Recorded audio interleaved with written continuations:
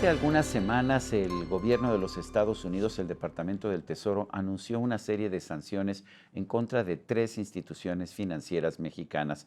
Pero este no ha sido el único acto considerado agresivo por parte del gobierno de Estados Unidos contra México.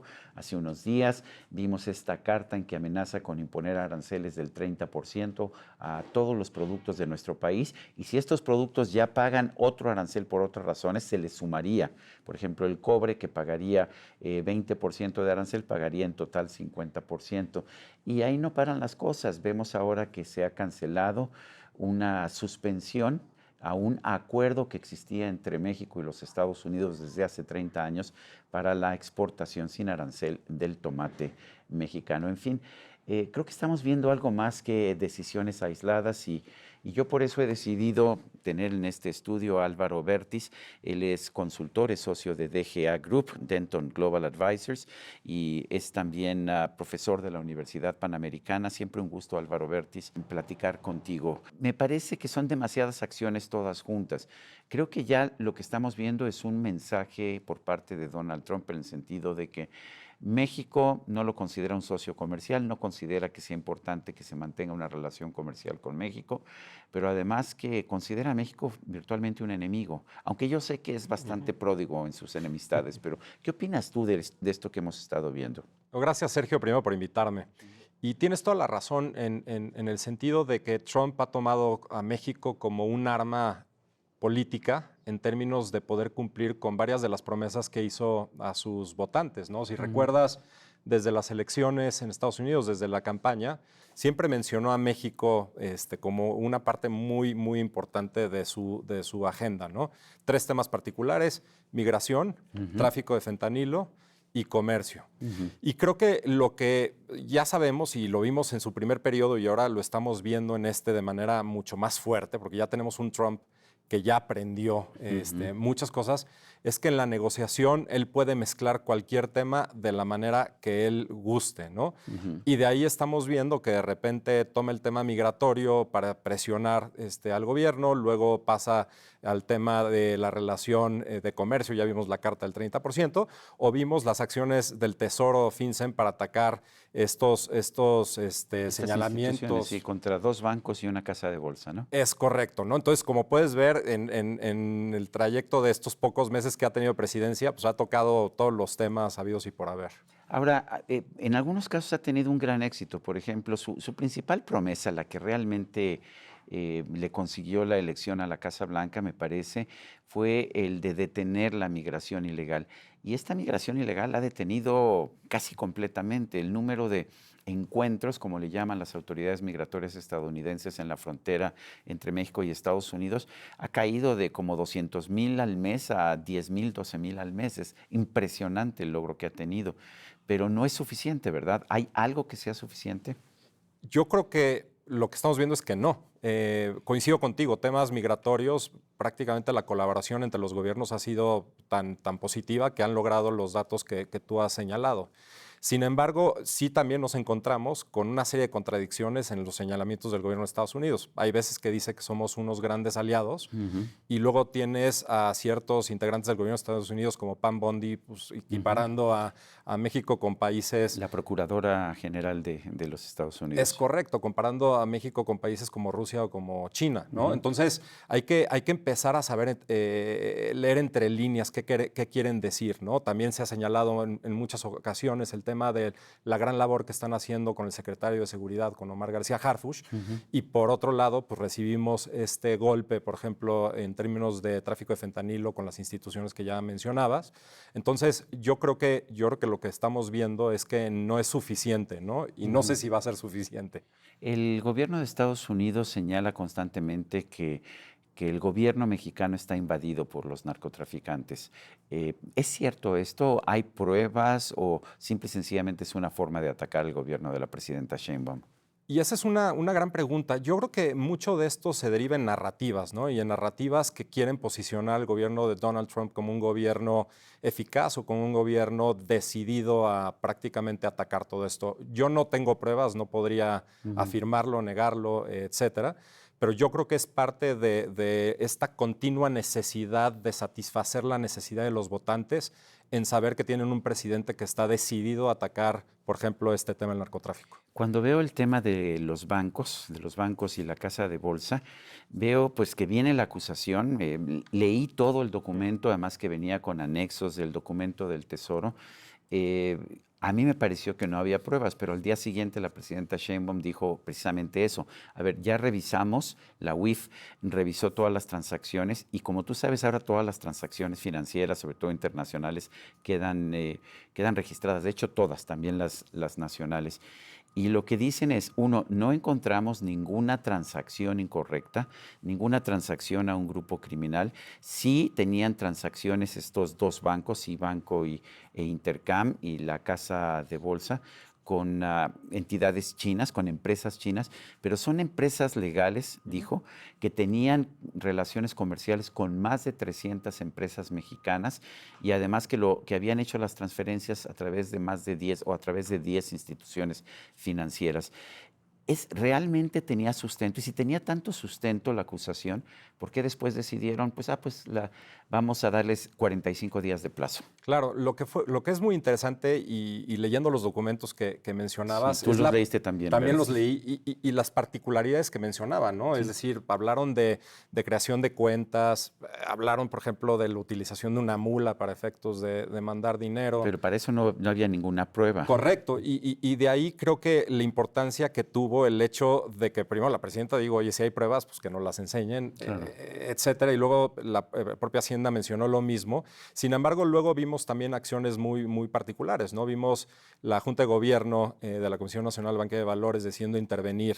Bueno, yo creo que eso sí era precautorio. Si no hubieran quebrado los bancos, la casa de bolsa es distinto porque pues maneja recursos o sea, tiene activos que en realidad son propiedad de los clientes, pero hubieran quebrado a los bancos. La verdad es que la intervención impidió que hubiera una corrida sobre los bancos. Es correcto, y creo que también lo que permitió es que haya una profundidad en términos de la investigación que las propias autoridades tienen que hacer en los bancos y en la casa de bolsa, ¿no? Claro, sí, tienen que revisar todas las transacciones. Correcto. Y con una que les agarren que estaba mal, me imagino que podría ser. Ahora, un banquero me decía, seguramente el problema no es tanto de que haya habido una transacción ilegal, sino de que sus protocolos de seguridad no eran suficientemente fuertes.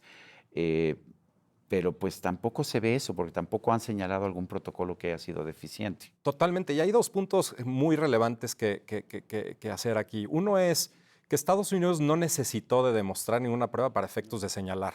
Bueno, ¿no? Como ya ahora que nombraron que los cárteles de drogas son grupos terroristas, tengo entendido que legalmente ya ni siquiera tienen que demostrar sus acusaciones. Es correcto. Lo cual es aterrador. Aterrador. Y la otra parte que es muy, muy, muy riesgosa y todos los bancos, empresas tienen que tener presente, es que ya no es suficiente, por ejemplo, con tener un proceso de Know Your Customer o conoce tu cliente sí. O conoce tu proveedor. Ya tienes que tratar de tener visibilidad de toda la cadena de ahí, porque tú puedes estar cerrando una transacción con una empresa, como tú mencionabas, legalmente constituida, pero tú no sabes qué hay detrás de esa empresa. Y no sabes si esa empresa ha tenido otra transacción por otro lado, aunque sea con otra empresa. Es correcto. Y esa designación como miembros terroristas o organizaciones terroristas a los cárteles, justo lo que les permite es hacer este tipo de acciones como la que vimos, ¿no? ¿Se vuelve imposible entonces el trabajo de seguridad de los bancos mexicanos? Yo creo que no. Me parece que habría que dividir dos partes muy importantes. Una es su apego a la regulación, que yo creo que en ese sentido tenemos un sistema financiero sólido. De hecho, tenemos regulación muy fuerte, nos atenemos... A ver, en Estados Unidos, cualquier banco que le mete el Tesoro o el Departamento del Tesoro una acusación de esas y en 2 días quiebra. Es totalmente de acuerdo. Porque no tienen las reservas que tienen los bancos mexicanos. Correcto. Porque los bancos mexicanos no tienen la demanda de créditos que tienen ellos. Es correcto, pero sí tenemos un sistema financiero muy sólido.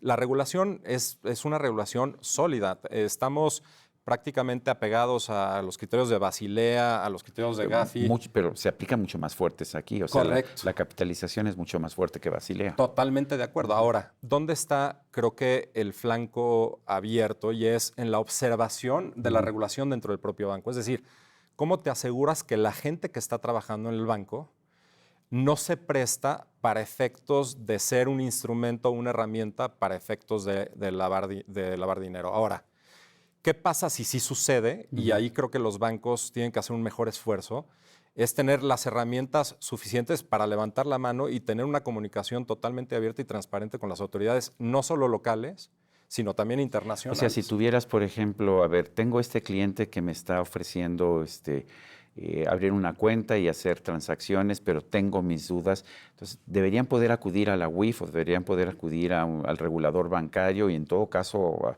reguladores internacionales y decir, a ver, ¿qué tienes tú en tus libros sobre este señor? Correcto. De hecho, los bancos ya tienen mecanismos, exacto, que corren listas de personas o entidades que están bloqueadas o están señaladas por la propia UIF. Que además hemos visto que en muchos casos son también bastante injustas esas listas, ¿no? Correcto. Y que de repente congelan cuentas bancarias que no deberían congelar. Totalmente de acuerdo contigo. Entonces, si eso no está siendo suficiente, lo que sí debería de haber es esta apertura en la comunicación con todas las autoridades para efectos de estar seguro que por lo menos si hay alguna sospecha puedan trabajar de manera conjunta para poderla aclarar y también tener todo en regla y de manera muy, muy clara para efectos de que el banco o la institución, en caso de caer en un supuesto, tenga todas las herramientas para defender su caso y que pueda decir, oye, no fue un tema consentido por la propia institución, sino fue un tema de la falta de observación de algún empleado mío y por lo tanto pues pueda el banco defenderse ante una acusación así de seria. Bueno, hasta una persona física. Recuerdo a Rafa Márquez, el futbolista mexicano, que le congelaron las cuentas personales y las cuentas de su fundación, de todas sus cuentas, de su escuela. Y resultó que se las habían congelado porque compró un terreno que resultó que en algún momento había sido de un narcotraficante. Correcto. Pero que había pasado ya tiempo. ¿Cómo nos podemos proteger de eso? Yo creo que es primero hacer un ejercicio mucho más profundo en términos de con quién estamos haciendo negocios, ¿no? Ya no podemos ser tan laxos y menos a partir de lo que estamos viendo, ¿no? Pero qué difícil, ¿no? Para cualquier empresario.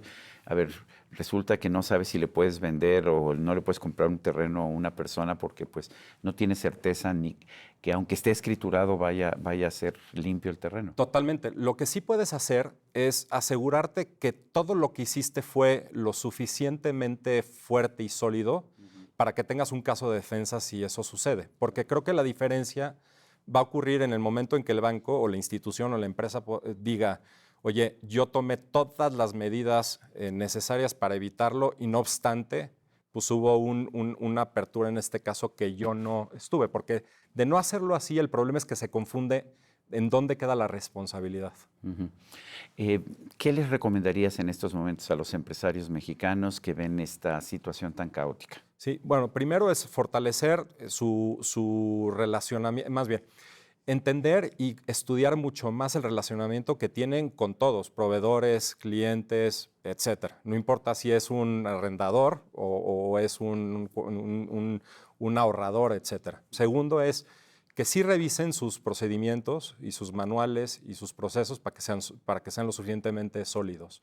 Tercero, que realicen algún tipo de auditoría para evitar que haya algo que no estén viendo. Y cuarto, que se dediquen mucho a la observancia y a fortalecer el cumplimiento del lado de los empleados y los colaboradores. Hasta este momento las exportaciones de México a Estados Unidos no han caído, pero ¿tú esperas que caigan en el futuro? Mira, yo creo que esta política de Donald Trump creo que sí van a tener un efecto sobre las inversiones en el sentido de que no hay certeza sobre lo que pueda o no pasar, ¿no? Hoy no sabemos, por ejemplo, si este 30% va a estar exento de los productos que cumplen con el TEMEC o no, ¿no? Siendo inversionista, creo que deberías de tener un poco más de certidumbres para efectos de poder traer más inversión, ¿no? Creo que habrá que esperar si esto se puede calmar un poco, lo cual pues hasta el momento no hemos visto. Yo quiero agradecerte, Álvaro Bertis, consultor empresarial. Gracias por haber conversado con nosotros. Muchas gracias por la invitación, Sergio. Gracias. Y a usted, amigo, que al vernos y escucharnos hace posible este programa, se lo agradezco también. Esto es todo por hoy, pero no se lo olvide. Nos vemos la próxima.